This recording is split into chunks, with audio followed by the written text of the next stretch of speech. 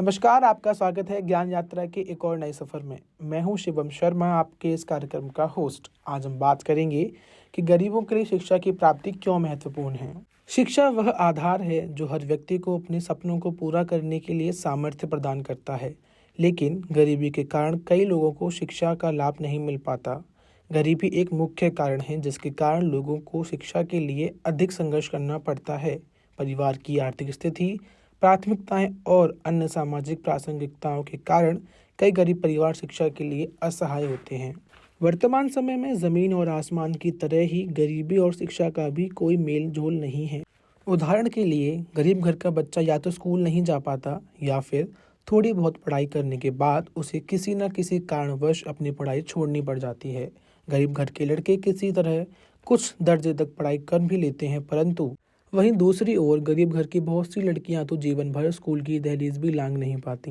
हालांकि कई समाज सेवी और संगठन सरकारी योजनाएं गरीबों को शिक्षा के लिए सहायता प्रदान कर रही हैं। निःशुल्क शिक्षा, गरीब परिवारों के बच्चों को शिक्षा की सुविधा मिल रही है।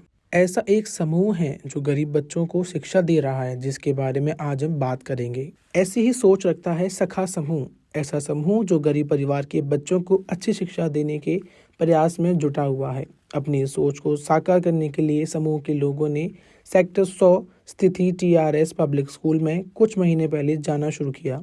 अब ये हर रोज स्कूल जाते हैं, वहाँ बच्चों को पढ़ाने में मदद करते हैं, वह भी बिना किसी कीमत के।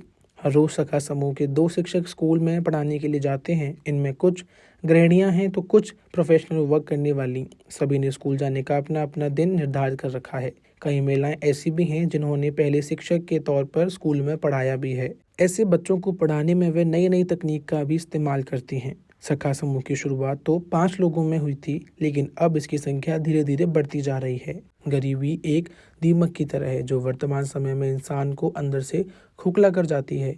इस गरीबी में बच्चों को उच्च शिक्षा दिलाना तो बहुत ही अधिक चुनौतीपूर्ण कार्य है। आजकल गरीबों की मानसिकता बहुत संकुचित हो चुकी है। वो खुद तय कर लेते हैं कि गरीबी में उच्च शिक्षा की प्राप्ति नहीं हो सकती। ऐसे परिवारों को शास्त्री जी और अंबेडकर साहब के जीवन से प्रेरणा लेनी चाहिए। तो इसी पर आज की ज्ञान यात्रा को समाप्त करते हैं और आशा करते हैं कि आपने कुछ नया सीखा होगा आज की हमारी इस चर्चा से। आशा करते हैं कि आप इस नई दिशा में हमारे साथ चलने के लिए तैयार होंगे। अगले सप्ताह मिलेंगे ज्ञान यात्रा के एक और नए किस्से के साथ। अब हम लेते हैं आपसे विदा इस वादे के साथ कि आप बने रहेंगे रेडियो भारती के साथ। सहपूर्ण धन्यवाद।